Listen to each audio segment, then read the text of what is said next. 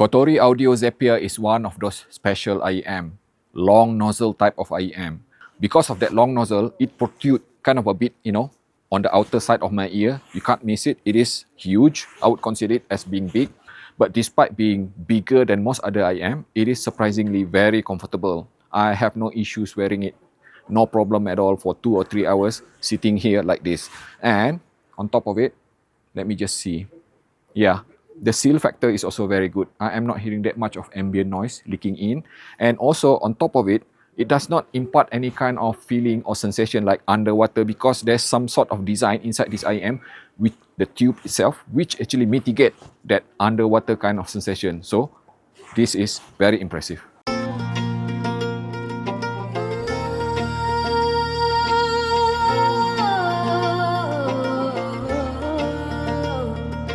With just 18 ohm of impedance and very high sensitivity, and on top of it being a hybrid, you can expect this Zephyr to be super easy to drive, and true indeed. I was able to use it with this, no problem at all. Very easy to drive. But surprisingly, being a hybrid, it also scales really well with power. And I am getting the best output once I connect this Zephyr here to my iBasso DX340 here. And everything just opens up. The dynamic itself, the sound authority and everything just sound amazing.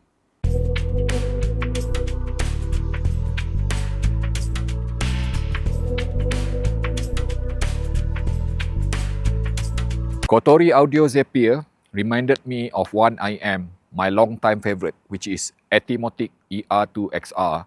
And after listening quite a bit using this Zephyr for quite a while, I am convinced now that they share many things in common for being transparent, neutral, and largely uncolored.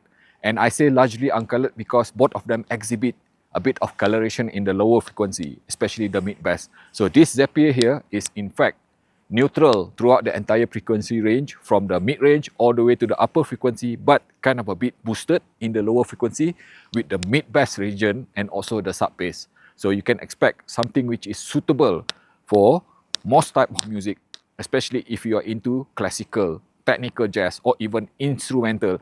And it is also super suitable for monitoring purposes because of the accuracy and the uncolored nature of this Zephyr here. And on top of it, I think, especially if you love, the kind of precision and precise treble, upper frequency with the kind of sparkle and energy which is non-offensive, then Zephyr is definitely one of the very best. No doubt about it. And when it comes to the mid-range itself, it is just simply transparent. Transparent means that I am not hearing any kind of coloration. Regardless of what type of music I subject this to, from anything from classical, rock and metal to jazz or even electronic music, I am hearing faithful reproduction of the sound as how it was intended to be. And the lower frequency, this thing will be super appealing for people who love mid-bass, especially mid-bass. As I mentioned earlier, it's kind of a bit boosted with the mid-bass itself, and especially when subjected to more power, connected to very powerful sources like this iBasso DX340 here, I am hearing the kind of dynamic energy in the lower frequency which is very, very addictive. I can listen to this and this combination for hours on end, no problem at all. On top of being highly transparent, neutral and uncolored, this Zephyr here is surprisingly very wide with Soundstage. And on top of it, it is also very holographic, which means that it is suitable for gaming and not just for music, and also suitable for movie watching as well. So if you're looking for something which is relatively neutral, accurate and with a kind of resolution which is top-notch, and you don't have to spend too much, this thing is under $200 US, I would highly recommend Kotori Audio Zephyr.